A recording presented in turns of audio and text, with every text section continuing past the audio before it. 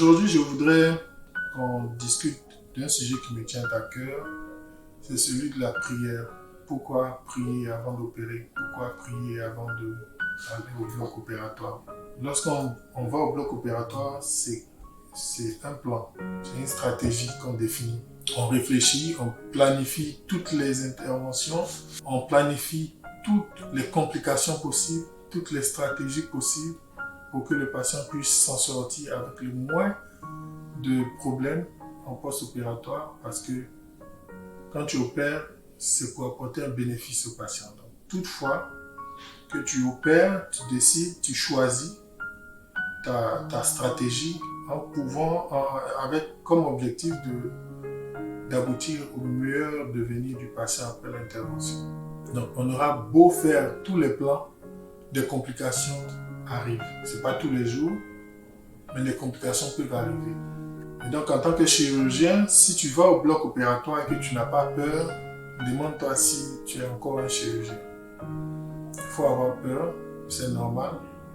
Ça demande de vulnérabilité, de son humilité, parce après tout, on n'est pas supérieur au patient.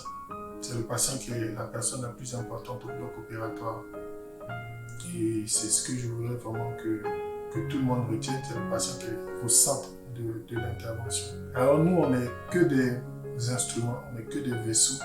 Et tu peux avoir, comme je le disais, la stratégie la plus parfaite avec le plan A, B, C, D jusqu'à Z, mais des complications peuvent toujours arriver.